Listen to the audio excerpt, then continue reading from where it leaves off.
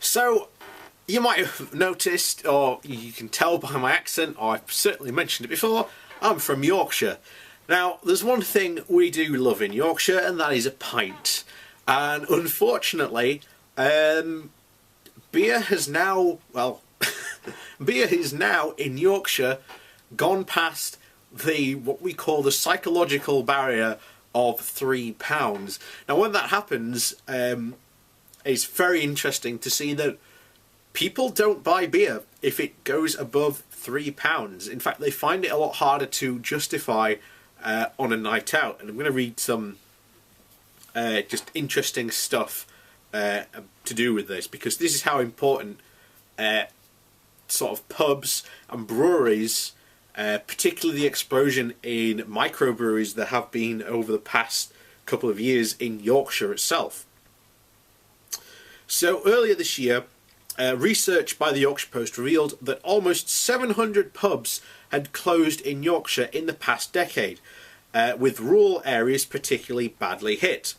The region continues, though, to support more than 4,600 pubs and 144 different breweries, employing over 80,000 people in the process.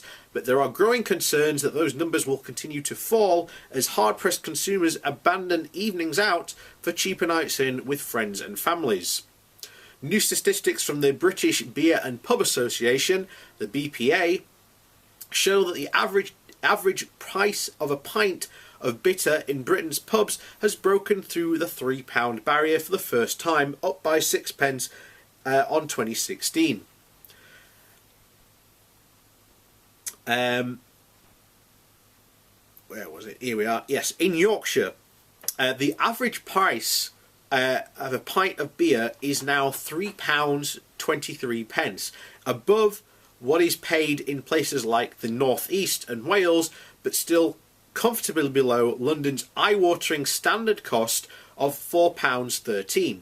Yorkshire cider drinkers can expect to pay £3.55 for a pint, while wine lovers can get a 175ml glass of their favourite tipple for £3.82. The BPA says the UK beer duty is 60% higher than in 2000, among the highest in the European Union. But positively, Britain has seen a huge explosion in the number of breweries, which has topped 2,000 for the first time in 2016 at 2,250. So this is what I'm talking about by the explosion of particularly the micro-breweries and people searching for different drinks. Now, this also has a massive knock-on effect by obviously prices increasing. People stop going out, or people, when they go out, they drink less, or they seek cheaper alternatives. And this has a massive knock-on in terms of, as we've said, jobs. You know, you've got over like 80,000 people now. I'm not sure what that will be specifically for breweries, but you know, I can only guess at that. There's obviously still a substantial number. Now, however, the government claims that they are supporting the industry.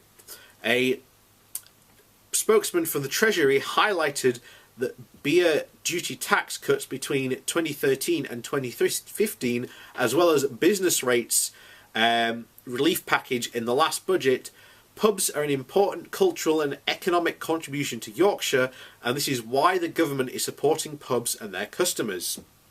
9% of pubs across the country, 90% of pubs across the country can benefit from the new business rates relief introduced in the budget 2017, which could save them up to £1,000 a year. In addition, both businesses and their customers have saved over £2 billion since 2013, thanks to changes in alcohol duty. Yet, the price of beer continues to rise. And in London, there are places where it is, you know, more than £5 a pint. I know there's a hotel in Barnsley. It's It's a high-class hotel, but you're still paying £5 a pint for it. And that's a lot to, you know, stomach in terms of, you know, paying for a drink. And this will have a massive knock-on effects. But what is actually quite hilarious is the guy that owns Witherspoons has basically said and made his, you know, point that somehow us leaving the European Union will make drinks and beer particularly cheaper. I don't see how that's possible, because as usual he doesn't say how. He just says, "Oh, we'll change the laws." I don't know what laws he's intending to change to try and make beer cheaper, but at the moment prices continue to rise, and supermarkets prices will just continue to fall, and people will just go for the cheaper alternative.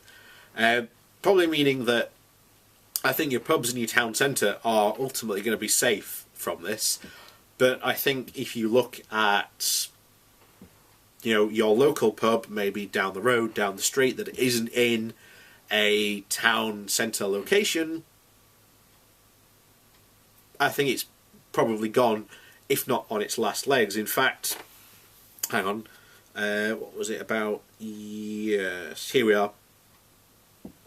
Yeah, it's not just pubs which have been suffering from closures in recent years. Working men's clubs have also taken a hit, with 1/4 of them in South Yorkshire shutting in the last decade.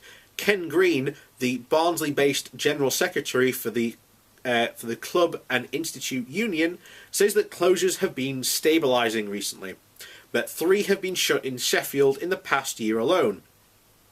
The well-managed and well-run clubs will always be there, but it's getting more difficult because of the supermarket beer prices. The government is not creating a level playing field. So, as you can see, a lot of the, particularly at the moment, the aim, I shall say, of the beer industry, particularly a lot of these breweries do own pubs as well and have a lot of say into what the pubs can actually stock, which is another interesting tussle, the one between the brewery and the landlord, as to what the brewery say the landlord can stock and so forth. That's completely another different discussion. So yeah, they're also angry at supermarkets, because supermarkets a lot of the time can get around a lot of these taxes and beer duties that are put on pubs that supermarkets don't necessarily have to follow. And there has been, I suspect, a lot of, shall we say, pubs going to supermarkets and maybe acquiring their beer. I know that has been the case in a couple of places. A lot of landlords have been caught out doing this. But there we go. We'll have to see. We'll have to see if that. They have been punished. They've had fines, and I don't think anyone's lost the license that I know of. But there've certainly been people punished for it. But there you go. So, pubs of the UK. What is the price of your local pint at your local? I know mine's just £3.15 recently. It's just gone up. That's the closest local to me, which is the Yorkshire Lass. If you go into town, it's probably around the same price, but it's still over £3 and has been really the past year. And cider drinker that I am as well, I'm probably looking now closer, depending on what I want to drink. You're looking at specialty ciders, probably around the £4 a pint mark, I'd say, for Barnsley. But yeah, I'd agree with the average price being about £3.50 if you want to drink something mainstream, shall we say.